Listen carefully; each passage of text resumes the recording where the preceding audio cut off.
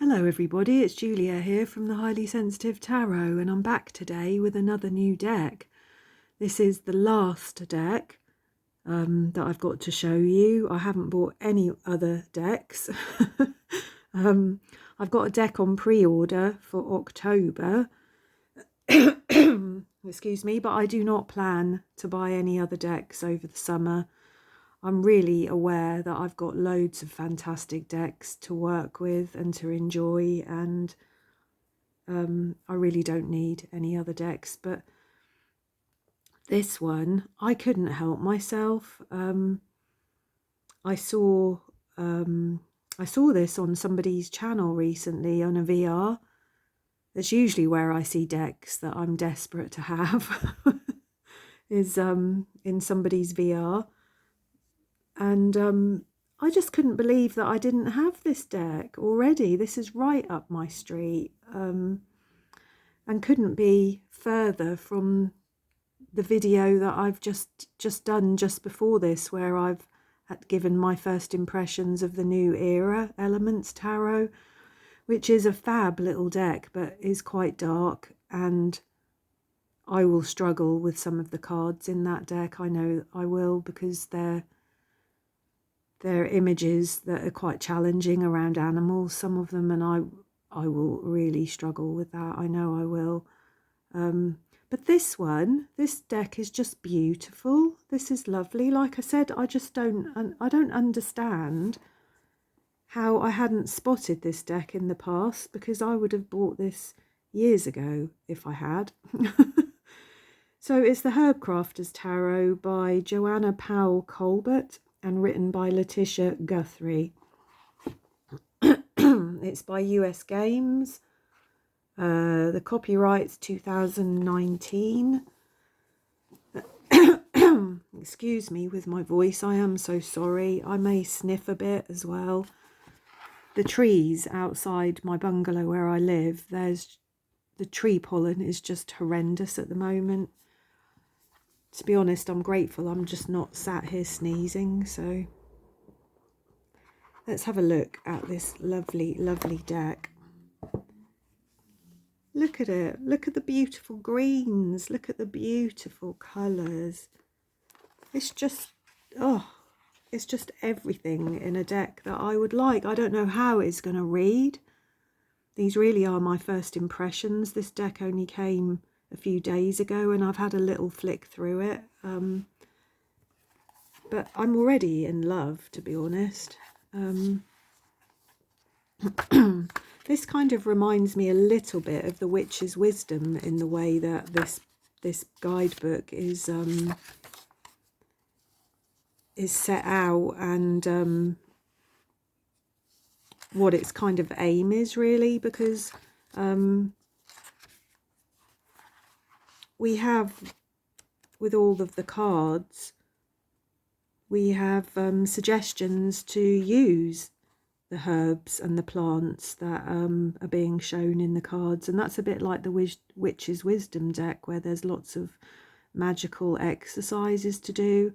And I really like decks like that, because they encourage me to be creative, and they encourage me to keep up my spiritual practices, I guess, really. So what have we got in this book? Acknowledgements, introduction, who is a herb crafter, about this deck,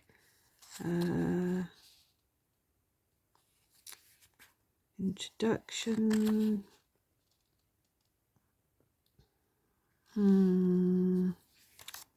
sorry, there's just such a lot here. I was just trying to see what I wanted to read out to you.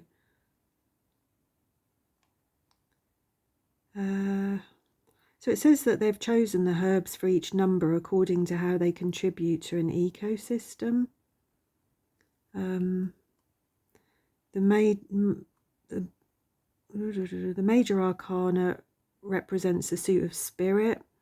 We follow a herb crafter's journey as she meets the wilderness and learns to cultivate a garden for herself and one for the world. The minor arcana comprises 56 cards. The suits have been changed to the 4 elements needed to create life. Swords are air, wands are fire, cups water, pentacles earth. The tools of the herb crafter are bowlines in the suit of air, mortars and pestles in the suit of fire, kettles in the suit of water, and baskets in the suit of earth. And the suits also represent skills acquired on the herb crafter's journey, learning, creating, nourishing, and giving. The minor arcana cards show the everyday activities of the herb crafter. She stands outside of the frame. We experience her life from the plant's perspective. We find her walking in nature, growing a garden, crafting medicine with fire or water, or creating legacy tools for the future.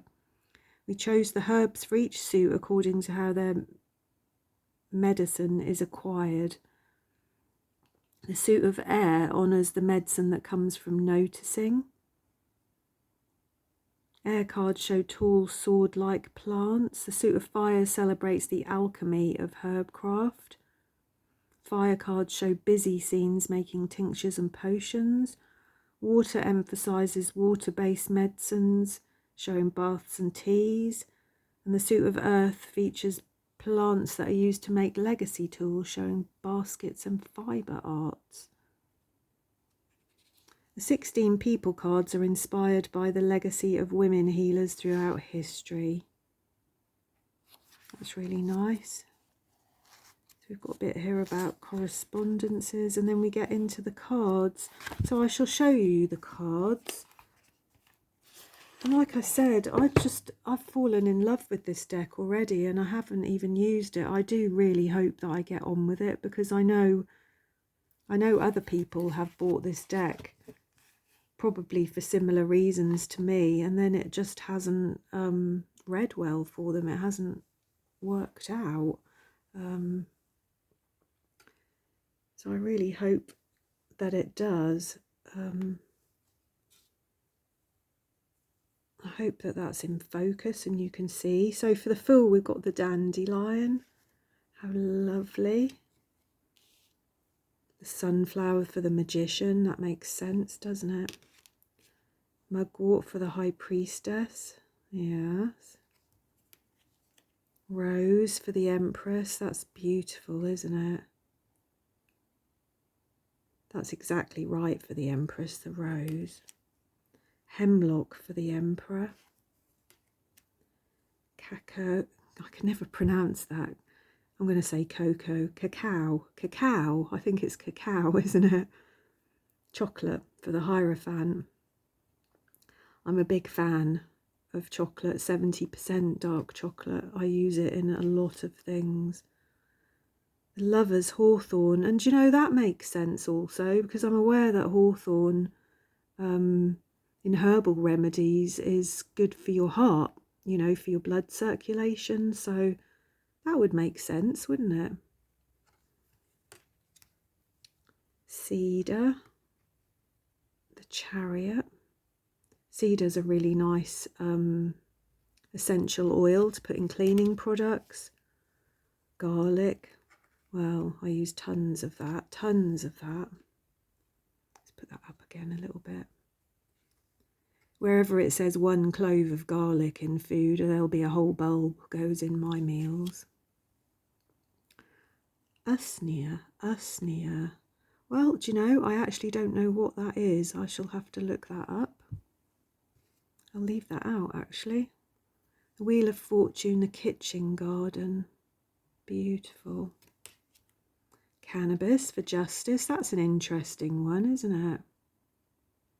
I don't know whether that just alludes to the fact that it's illegal around most of the world, but again, that's an interesting card. Burdock.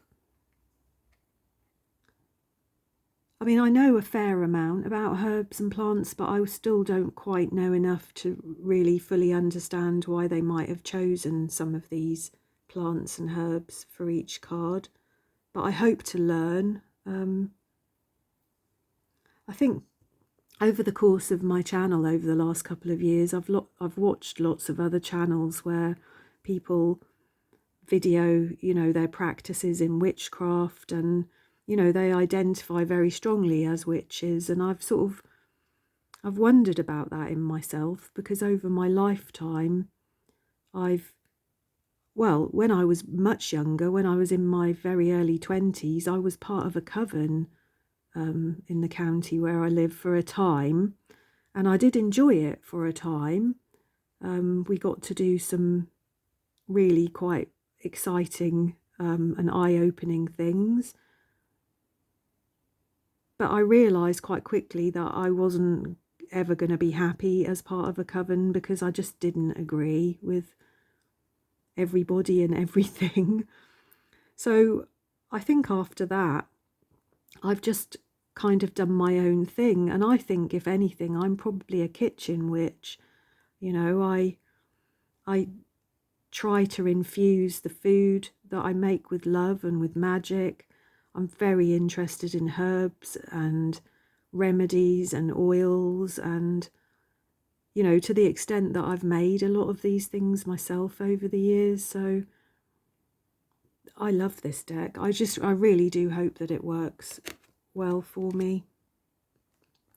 Marigold, that's beautiful, isn't it? Death. Again, I'm not quite sure why marigold would be death.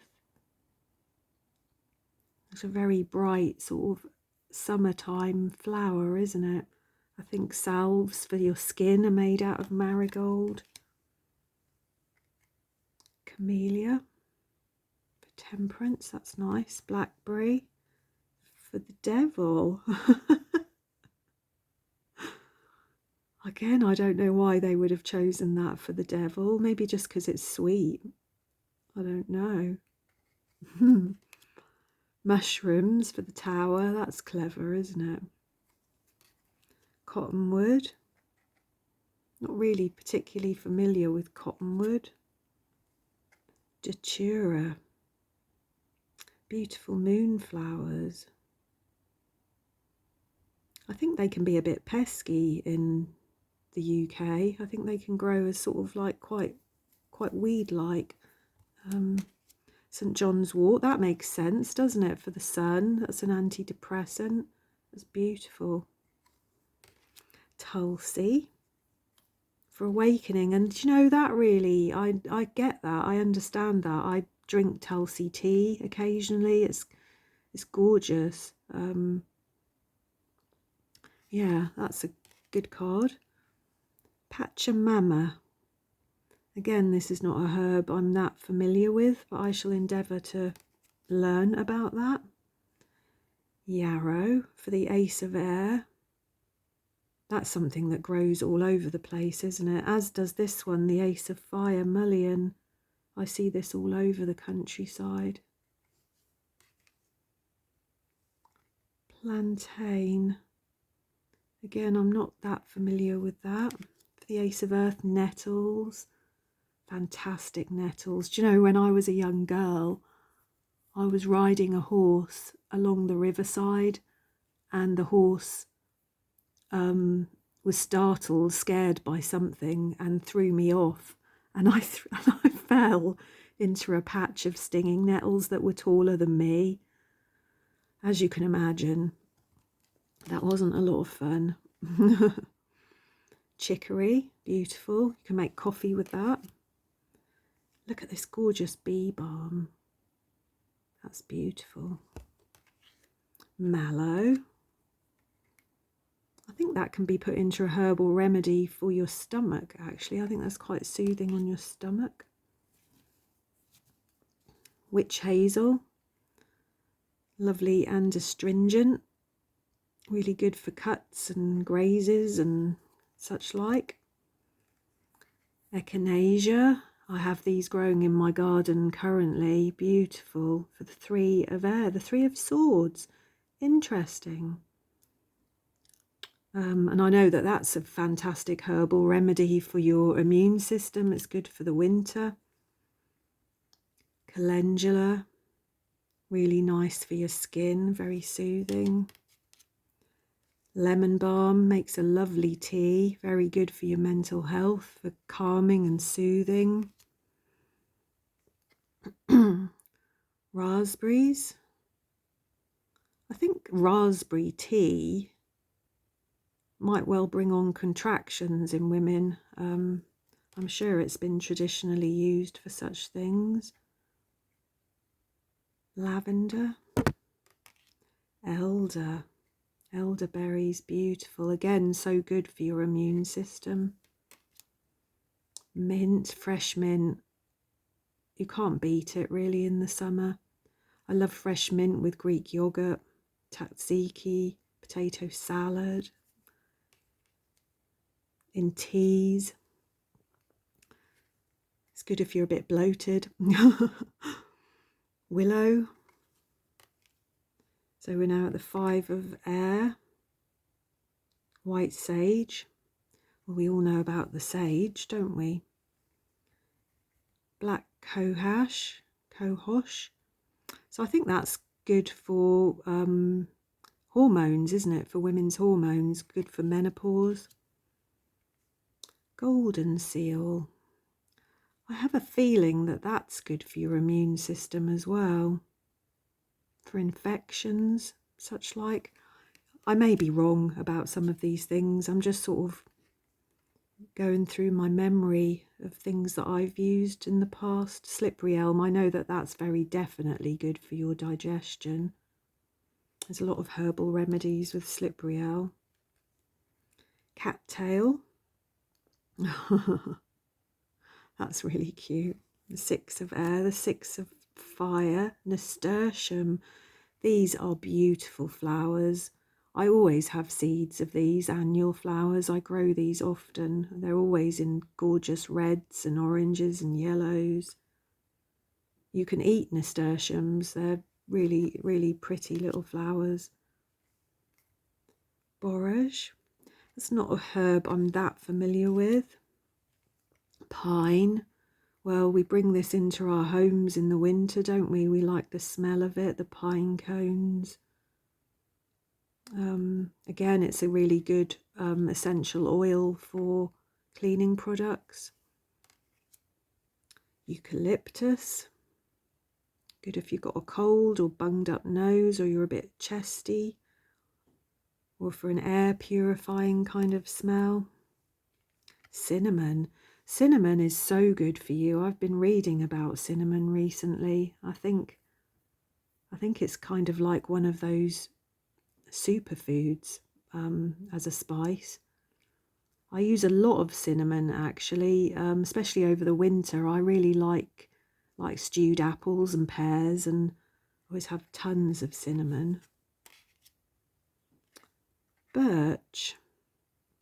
Not entirely sure about birch for the 7 of water. 7 of earth, oak. Fantastic trees, oak trees. Fantastic. The 8 of air, licorice. I love licorice, natural licorice that's sort of not too sweet.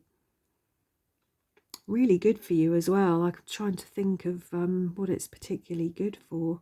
Maybe good for your blood, I'm not sure.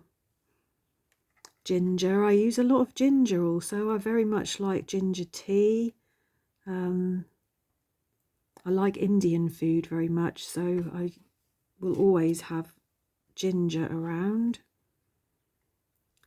Valerian, really good herb for helping you sleep. Valerian tea bags, valerian supplements. That's nice. Isn't that a gorgeous picture? These images are just beautiful. I really don't know how this deck is going to work out to read with, but I love it. The 8 of earth, turmeric, again another kind of superfood really, a spice that, well, I make a kind of concoction for the winter of turmeric and lemons, including the skins, garlic, ginger, olive oil. What else do I get in there? Garlic, all sorts of things, and I blend it all up and put it in the fridge, and kind of the longer it sits in the fridge, the more powerful it gets. It's really, really good for your immune system. Pomegranates, delicious. I like pomegranate juice, but I can't be doing with all this, to be honest. Wild cherry, the 9 of fire. Again, not something I know a great deal about. Peaches, beautiful. We don't tend to have peach trees growing here in the UK, except in people's greenhouses.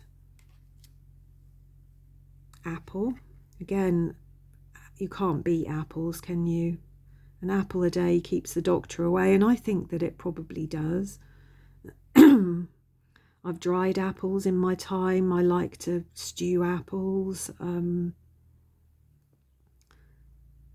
Cooked Bramley apples. Oh my God. Alfalfa. Alfalfa. Have I said that right? I have, haven't I? That's a little sprouted seeds, isn't it? Really, really nutritious, actually.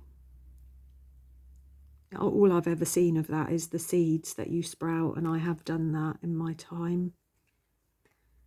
Comfrey, again, another really nice soothing herb, I think, for your skin. Red clover, the 10 of water, which I think red clover's again good for your hormones for women, isn't it? Horsetail. So again, this is a herb I've used in the past as a supplement and as tea. I think I've bought dried horsetail and I've stewed it up in pots of tea. I think it's full of, I'm going to say this wrong, aren't I? Silica or something like that, that's really good for your hair, that keeps your hair strong, and your nails, things like that. Catnip. I have all sorts of catnip around the house for the cat. So now we're into Hyja. Oh, I don't know. I don't even know how to pronounce that. I don't even know how to pronounce that. I'm going to have to look in the book for that. So this may be the page, perhaps. California poppy, anyway, which again is something that I have seeds for all the time, little annual flowers. You sprinkle them around. They like growing where you have gravelly areas. They can be quite well neglected, you know, they don't need a lot of looking after, and they're so bright and orange and beautiful. Chamomile.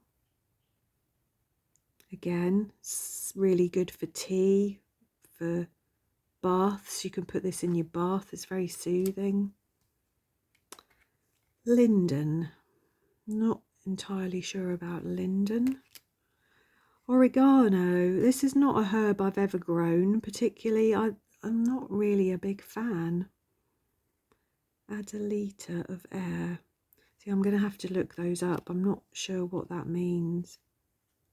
Add a litre of fire. Cayenne pepper. Well, I've used lots of cayenne pepper in my time. I put it in goulashes. I think at one point years ago there was even like this diet going around, wasn't there, where you drink lemon juice with cayenne pepper in it. I think I've tried that. Ocotillo, not sure what that is. Yucca, beautiful. Not sure what you would do with that other than kind of weave with it, I guess. Same with motherwort, that's not one I'm familiar with. Madre of air, madre of fire, thyme. Again, thyme is not really a herb I really have appreciated the smell of too much. Oats. Oats are fantastic. Isn't it weird how they've been picked for certain cards like the Madre of Water? I wonder why oats. I eat a lot of porridge. I make sometimes baked oatmeal type things. I know oats can be good for your libido, actually. There's a supplement that's for that. I think it's put in a lot of skincare products. Creosote bush, don't really know a lot about that. Curandera of air, rosemary. Rosemary is the only herb that I just cannot stand. The smell of it, the taste of it, if it was in food, I wouldn't be able to eat it. It really is disgusting, which is bizarre, isn't it? Damiana, I'm very familiar with Damiana. I've bought that as a herb and brewed it in teas before. It's quite relaxing. It can also be a little bit, what's the word? I suppose it could be a little bit hallucinogenic, really. You can feel a little bit trance-like if you drink a lot of Damiana tea. Seaweed, lots and lots of good uses for seaweed, but I'm not a big fan to eat, I have to say. And the last one, sweetgrass, Curandera of earth. Again, I'm not hugely familiar with that. So, let's give these cards a shuffle and choose one, and I shall read from the book. I hope you've enjoyed seeing them, even though I haven't been able to really read some of the names properly, and I don't properly understand why they've been chosen for certain positions in the tarot deck. But I'm going to learn. I'm going to learn. So what have we got? White sage. Look at that. For all us witchy type people, tarot type people, white sage. The 5 of air. Let's have a read. 5 of air. There we go. So the 5 cards feature plants that are listed as threatened or endangered with United Plant Savers, an organisation whose mission it is to protect the native medicinal plants of North America. The plants of the 5s have been affected by climate change, overharvesting, development and disease. Their loss would be devastating for us, as they are some of our most potent healing plants. They certainly are. So the real name of this is Salvia apiana. A healthy white sage plant grows in a pot on a well-worn concrete doorstep. The plant is small but strong. The home is old but well cared for. A basket holds sprigs of the freshly harvested sage. Several leaves are wrapped into bundles with red string. The loose leaves will be safe for medicine. Nothing will be wasted. A spiritual crisis challenges long-held beliefs. Though your conscience pulls at you, you are reluctant to let go of your opinions. Rise to the challenge, accept the truth. White sage has become a trendy spiritual tool, but it is sacred to many of the indigenous people of North America, whose traditions are widely misused. Development and erosion also threaten the survival of this species. White sage is teaching us to protect what is holy. It rids the air of toxins, but is also a valued medicinal. So clear the path and listen to others and make room for healing. Seek a solution that is beneficial to all. And then we have these crafting ideas with the 5 of air. We've got familiarise yourself with the origins of your spiritual tools, where the botanicals are grown and where the practices come from. Get to know plants local to you for burning in sacred rituals, and listen to the conservationists support United Plant Savers' efforts to preserve this plant. Well, this is not something that grows naturally in the UK. This is something that I have to go to a shop and buy, and I try to be mindful that this is an endangered plant. I was aware of that. So yeah, really interesting. As I said, I'm really not at all sure how I'm going to get on with this deck. but I'm very keen to use it. I'm very keen to learn, and it may turn into one of those decks that just becomes an oracle deck. It may be something that I pull out when I want to learn more about herbs, because as I said, I think if I'm to be calling myself a witch, it would be a kitchen witch. I'm very interested in herbs and spices and the medicinal uses of many of these plants. I'm quite anti big pharma and medicines, drugs, I guess. So I've always been very keen on herbs and herbal remedies. So I think this can only add to my knowledge and my experience and my own healing. Anyway, I hope you've enjoyed that. I hope that if you've got this deck, I would love to hear how you get on with it. I would love to hear how it reads for you, whether you like it, whether you don't. And I'll look forward to seeing you again soon. Thank you.